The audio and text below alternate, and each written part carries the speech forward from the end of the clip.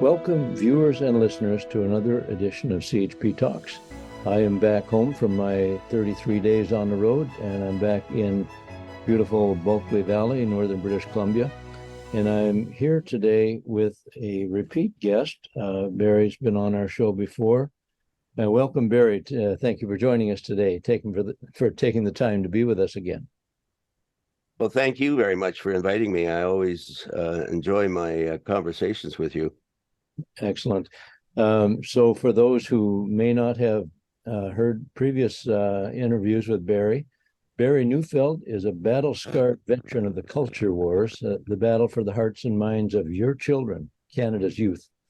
And I'm going to quickly review a few highlights of Barry's vast range of experience, and then we'll get right to the issues. Barry was a trustee with the Chilliwack Board of Education for 27 years. And before that, he was in retail merchandising for 6 years, investment sales for 6 years. He was a correctional officer, a probation officer, and family court mediator under the BC Ministry of the Solicitor General for 16 years.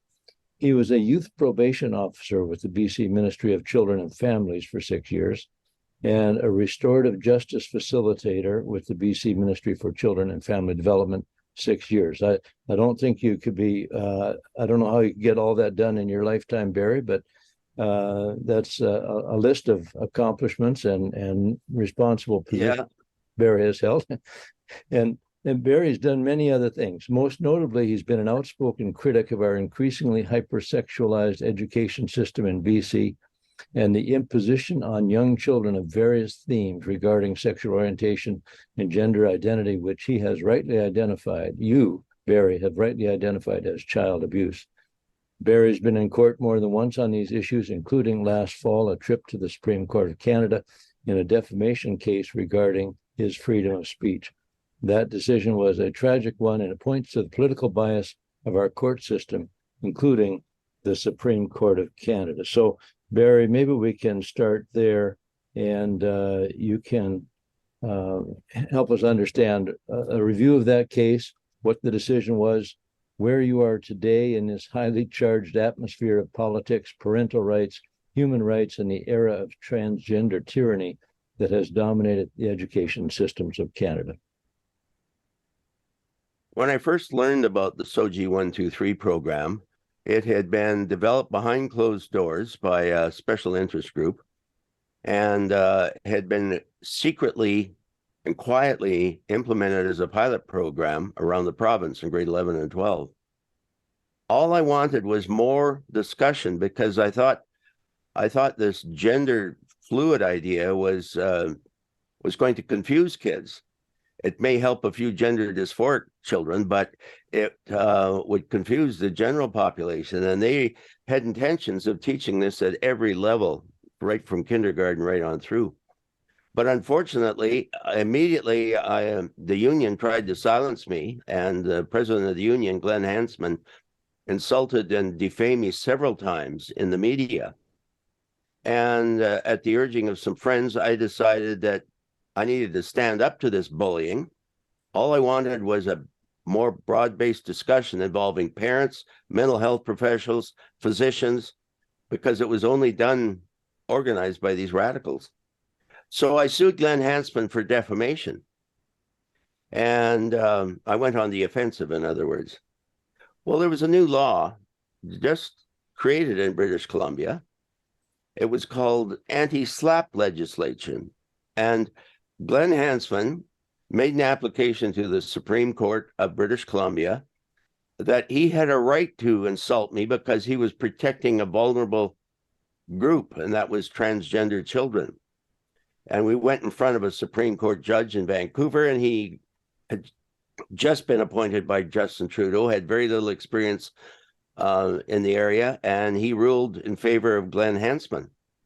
So we took it to the appeal court. This time we got 3 senior judges, and they relied on a recent decision from the Supreme Court of Canada, and they said Neufeld does have a right to sue for defamation. You can't silence people by calling them names. So I won that one. That was pretty good. And we were preparing to go back to square one to do the defamation suit when Glenn Hansman pulled another rabbit out of the hat and appealed to the Supreme Court of Canada, and which meant that we had to hire lawyers in Ottawa as well as go back to Ottawa ourselves. And I appeared in the Supreme Court just after Thanksgiving last October. My lawyer had 1 hour to say his piece. And he said, Barry, if they still believe in the rule of law, you're going to win. But if they're politically driven, woke judges, we're going to lose. Well, it didn't take us long to figure out that these judges were all woke. And there were 12, no less than 12 interveners. Those were organizations who hired a lawyer to argue in favor of Glenn Hansman. And it included EGAL, and it included Community, and it included even the Attorney General of British Columbia and other gay activist groups. They all had 15 minutes. They weren't in the courtroom. They appeared by video. The chief judge, Judge Wagner, I don't even think he was listening to any of the arguments. He looked like he was playing a video game on his tablet in front of him. There was a judge, Andromache Karak at Sanis, and she asked the dumbest questions. I found out later that she has never actually fought in a courtroom. She's basically a political appointee. She was the one who ended up writing the 100+ reasons of why they agreed with Hansman. And of course, the whole thing is that transgender people have been discriminated against. Well, I think we both know that nowadays the transgender people are not being discriminated against. It's anybody who stands up to them gets persecuted. And they're the most powerful lobby group that we've ever seen in North America. And I don't know how that came about, but that's what we're faced with. I did want to say one thing about one dissenting judge, and that was Judge Cote. And she, Suzanne Cote, she sat on a appeal court in Quebec. She's very, obviously very experienced, and she asked some relevant questions. And she was appointed in 2014 before Justin Trudeau got in there and is starting to appoint people. It was Justice Cote who wrote the Supreme Court decision that the BC Supreme Court relied upon. And she kept pointing out the only thing in the 100 pages of reasons, the only thing that made sense was her 3 paragraphs that Barry Neufeld deserves his day in court and that he shouldn't be silenced by name calling. It's the only thing that makes sense. The rest of it was a roundabout, twisted and contorted. The other thing that kind of struck me about the Supreme Court was I flew to Ottawa on a crowded plane and there wasn't anybody wearing a mask. So we get off the plane and I go to the Supreme Court, and it's on a huge piece of land. The front doors have been locked for 3 years because of COVID. So I went around to the back to a little small fire escape door, and there was this huge security scanning machine there. It's more security than I've ever seen in an airport. And then we go down these long tunnels under this castle-like building. Oh, and we had to wear these really suffocating masks. Got into the courtroom. Now, to get into the courtroom, I had to apply. And I was accepted, and I told my son who was coming with me that he had to apply as well. Well, when he applied, they told him that the courtroom was full. They lied. There were 7 judges, and they each had 2 court clerks, so there was 14 court clerks sitting at their laptops. Everybody was at least 12 feet apart, and they were all wearing their masks. And in the public gallery, there was only one other person. It was Clint Johnson. He's the current president of the BC Teachers Federation, and he lives in Chilliwack. He's my neighbor. There's lots of room in there, but they wouldn't let anybody in to watch. Wow. They're really trying to hush this up. Yeah.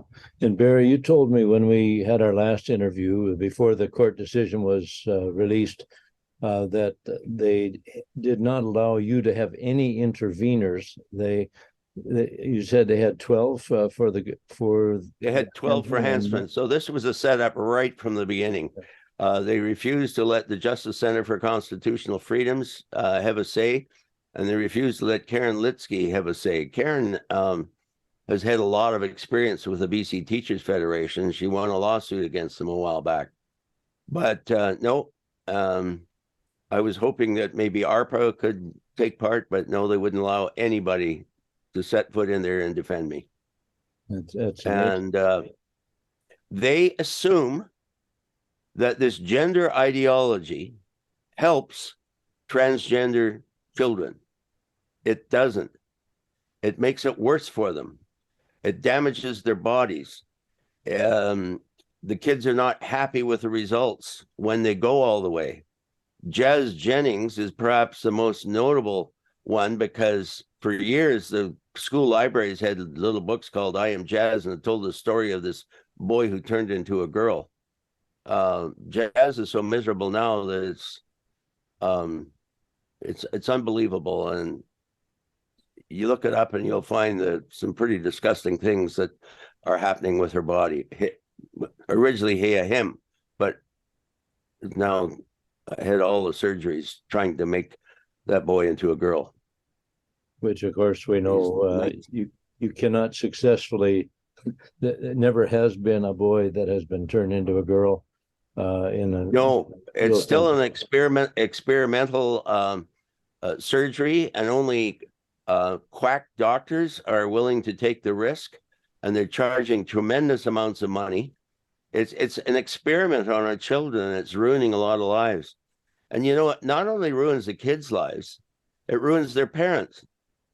When a child comes home from school and said, "My teacher told me that I might be a boy locked in a girl's body," the parent can't say anything, because if they try to argue with the kid will call them transphobic, go running back to the school and say, "Help, help, my parents are going to kill me. They're transphobic."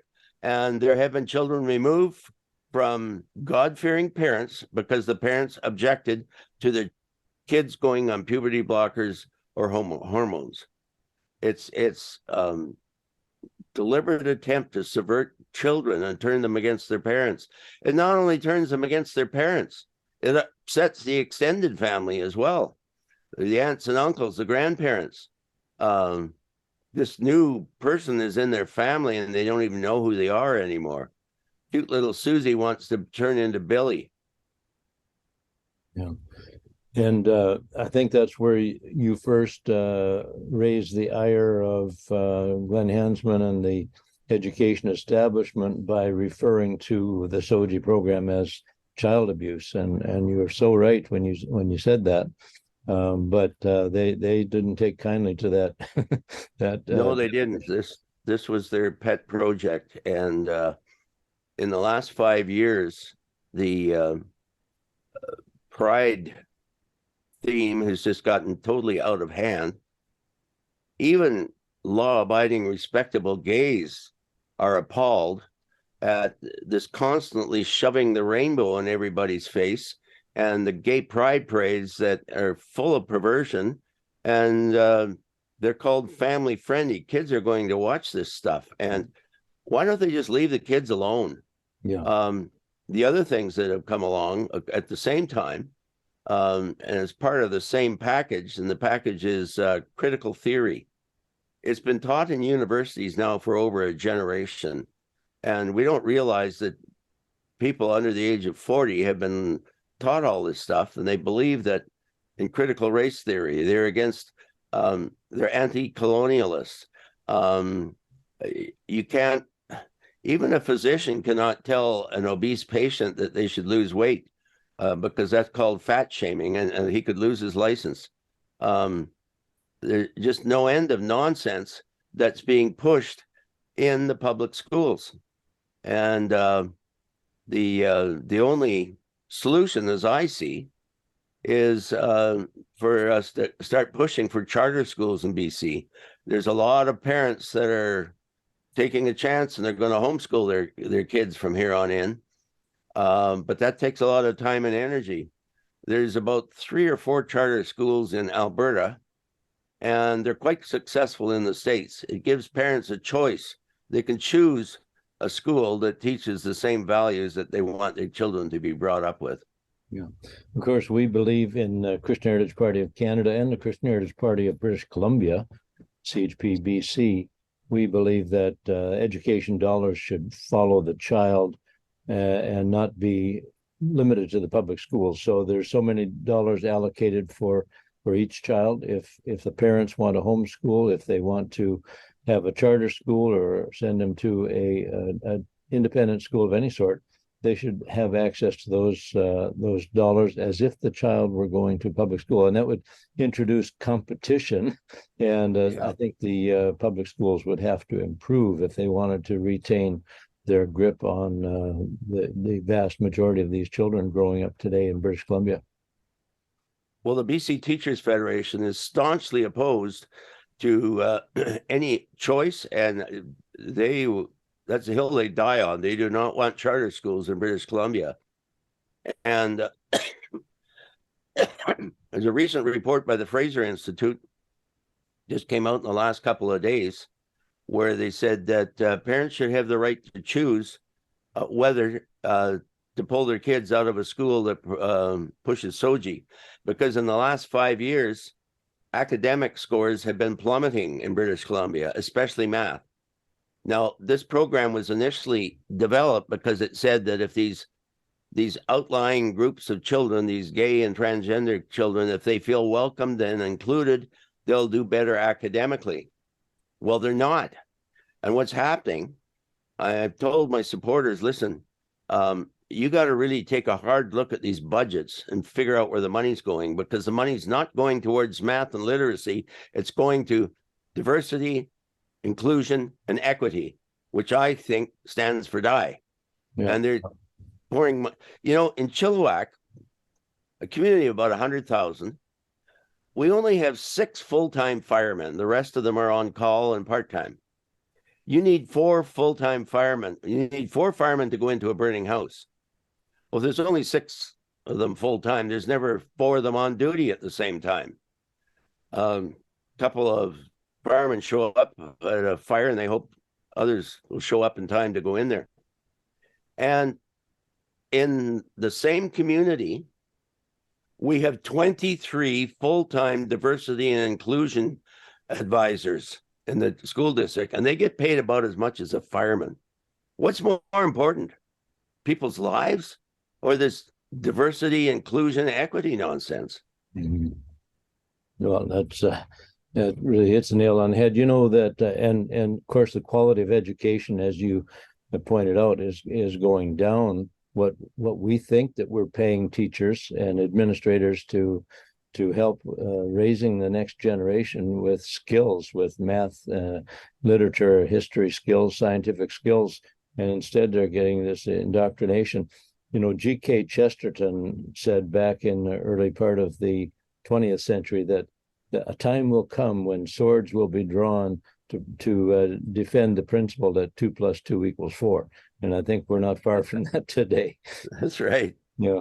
So the Supreme Court case is over that, although there is a supreme God who is over even the Supreme Court, and I think that they will be held accountable for the decisions they're making.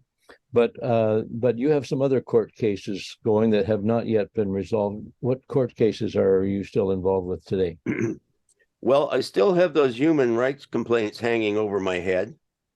And the teachers and the support workers complained that I was a threat to the safety of their workers. And the first result of that, they made this complaint to the Human Rights Tribunal. And the school board made a ruling that I was not allowed to set foot in schools. Last year, I insisted on going to all the graduation ceremonies. They tried to throw me out, but I said I wasn't leaving and told them to call the cops. But so at least I showed up. But anyways, the Human Rights Tribunal, with all this diversity, inclusion, and equity nonsense, They're totally backlogged. My hearing in front of the tribunal is December of 2024. And it's already I've been waiting 5 years. 5 years. So anyways, we're making an application next week to the Supreme Court of Canada, asking the Supreme Court to toss this complaint out because it's been way too long. Yeah. And so that's coming up. Now, the last time I was on your show, I told about a new case that came up. Fellow trustee Karen Bondar sued me for defamation because I, in passing, mentioned that there was a striptease artist had been elected. She took offense at that. So we appeared back in February, and the judge would not make any decision. He said, I want to wait and see what happens to Barry Neufeld in the Supreme Court of Canada. Well, now he can see, but she's not going to get a lot of help from the decision in my case, because basically they condoned a person slandering a publicly elected official. That they said that when you run for office, you got to expect to get some pushback. So there's nothing in the Supreme Court decision that will help her. So we're moving that case out to the Chilliwack courthouse. I think we probably got a date sometime in the late summer or fall. And why the Chilliwack courthouse? Well, because the Chilliwack people are really interested and concerned why this person is on the board, because they are pushing absolutely disgusting books in primary schools. They just fall under the category of pornography, but children can go to a grade 3 library and learn how to properly do anal intercourse and a whole bunch of other stuff you don't even want to talk about on this show.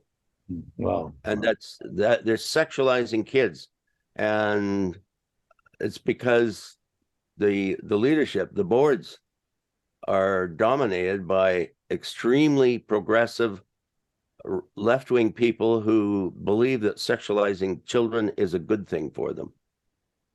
Amazing. What's the difference, Barry, between criminal charges and human rights complaints? These seem to be two levels or two areas of judgment that take place on citizens of Canada, and how do they interact, or how do they relate to one another? Well, you really have to prove your case in criminal court. You got to have witnesses and you got to have facts. Human rights tribunals are all about feelings, and the people who sit on those panels are not trained judges. They're just activists. And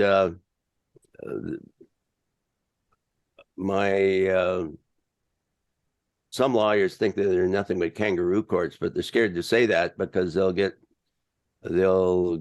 criticized by the judiciary. But I think even the judiciary agree that these human rights tribunals are just a bunch of amateurs trying to play God. Well, often these human rights, the legislation regarding human rights is enacted when there are already laws, criminal laws against certain things. I mean, you're not allowed to assault someone and so on. So they're kind of creating another level of where people can be accused without as much evidence, right? Well, the Ministry of Education probably 10 years ago were urging our board to include sexual orientation in our list of anti-bullying tactics. They wanted us to mention that. And our response back then was, no, we don't need to pick out any specific victim group. Bullying is wrong for whatever reason. Right. But then in 2016, the provincial government added gender expression to the British Columbia Bill of Human Rights. And immediately there was a directive came out to all school boards that we had to specifically mention who not to bully. Kids with gender identity, kids with sexual orientation, and I have to admit that I was chair of the Education Policy Committee, and I sat as chair on that committee when we changed the wording to specify these groups. And when they added it in Victoria, the only member of the legislature that objected to it was Laurie Thronas.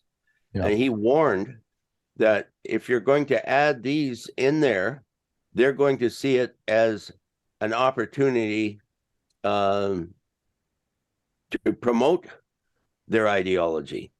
And Right. they said, oh, no. So anyways, they had a vote. Laurie abstained from the vote, but it was passed unanimously to add gender identity into the BC Human Rights Code. Yeah. Similar to what took place federally with C4. Not one, when it finally passed, not one voice was raised against it. And of course, we have the tragedy of that, which makes it illegal for parents to counsel their children, their gender confused children.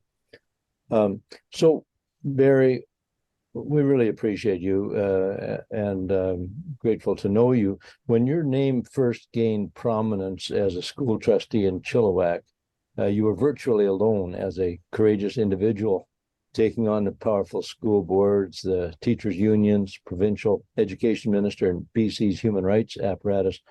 But in recent months, and I'm kind of encouraged by this, partly fueled by the Josh Alexander story out of Ontario, partly by the omnipresent drag shows and queer story hours, there's been a massive surge of outraged parents confronting their woke school boards and demanding a modicum of decency and sanity be returned to our education system.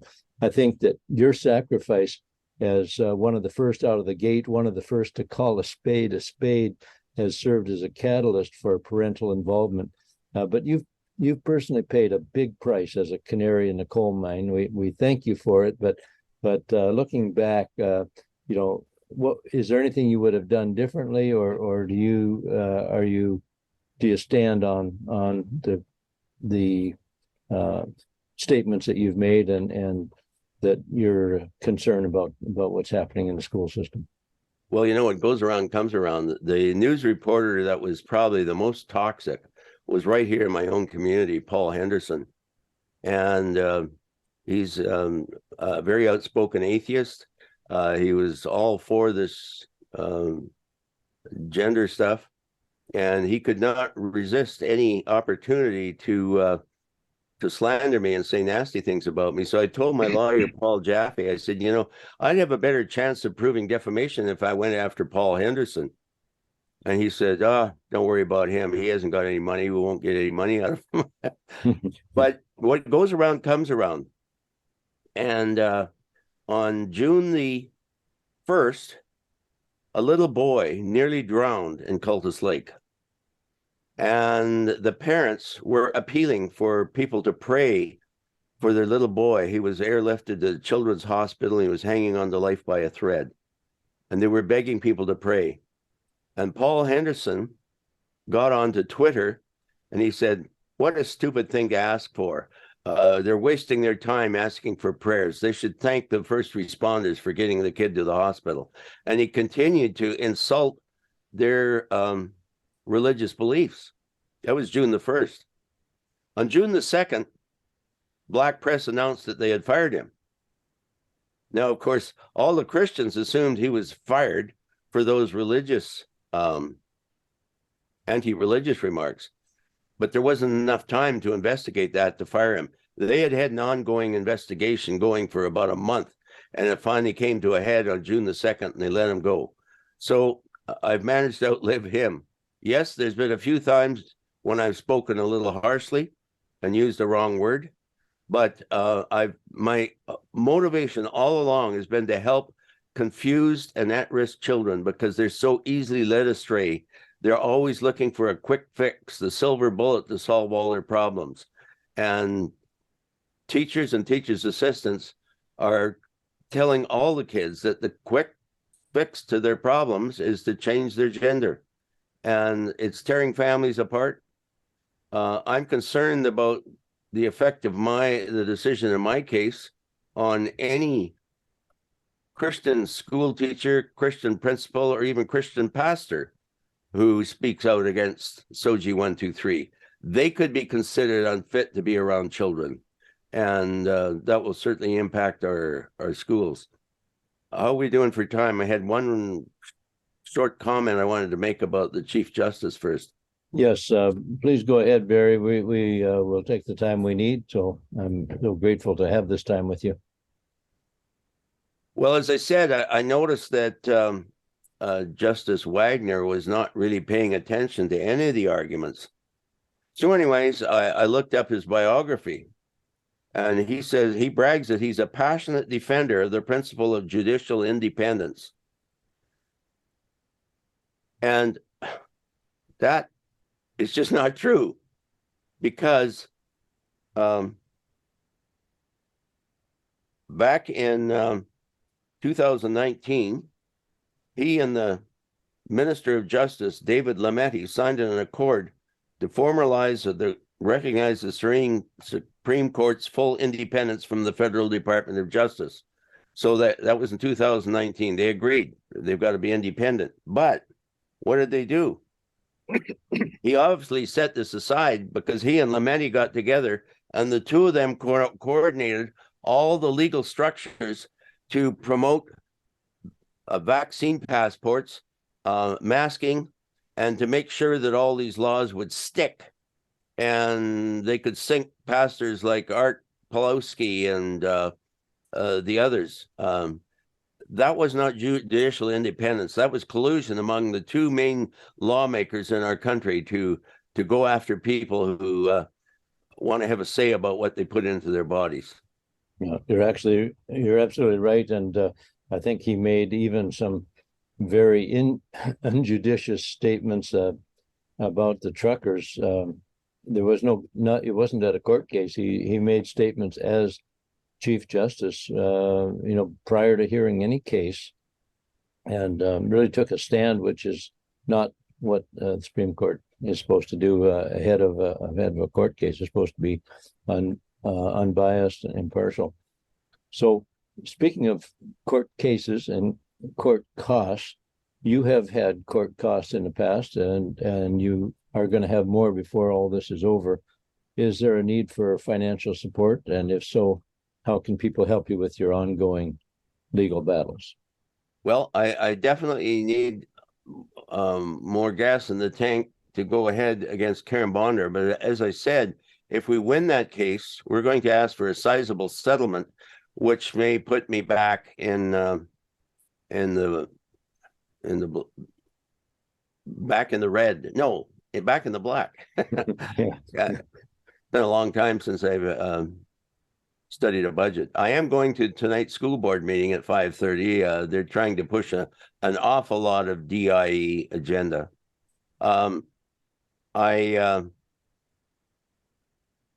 I lost in the Supreme Court, and the court has the power to order damages. In other words, it probably cost Glenn Hansman $250,000 to bring his case all the way to the Supreme Court of Canada. And he's probably going to be asking that I reimburse him for that. If the court grants that, I will be ruined. But I'm getting pretty close to the pearly gates anyway, so I don't need a lot of money to keep myself going. But on the other hand, my lawyer, Paul Jaffe, faithful and loyal, will argue that Hansman didn't pay for any of his legal fees. It was all covered by the BC Teachers Federation. Therefore, he should not be entitled to any compensation. And so we'll see how that goes. If people need to help me, I have a Give, Send, Go page. I accept email transfers, and I can even receive a check in the mail, and I would certainly appreciate any help that I could get. If it's okay, I'll share a screen with that information. Yeah. Please go ahead and put the screen up, Barry. There it is. TRUSTYNeufeld. That's Trustee spelt with a Y. And or donate to my Give, Send, Go page. Or you can mail a check, whatever. Well, very good. Excellent. And thank you so much, Barry, for joining us today. Once again, thank you for conducting this sometimes lonely battle. But I'm personally very grateful that you seem to have, as I mentioned, you're like the canary in the coal mine, but you have inspired others to take up the cause with you and with us and represent the legitimate needs of young children and of parents in our society today in the cause of justice and even the cause of education, because we think the kids are not getting a proper education now with all this emphasis on this created narrative. So thank you. I want to thank you from the bottom of my heart for being being willing to stand alone and sometimes when you stand alone, after a while you won't have to, because other people will join you when they are inspired by your example. Well, I appreciate all the organizations that have arisen up, and I'm not alone as a trustee. I know of one Christian school board chair in all of Canada, and that's Leanne Teedy up in Kelowna. And she's supported by two other trustees, so they got three of them there.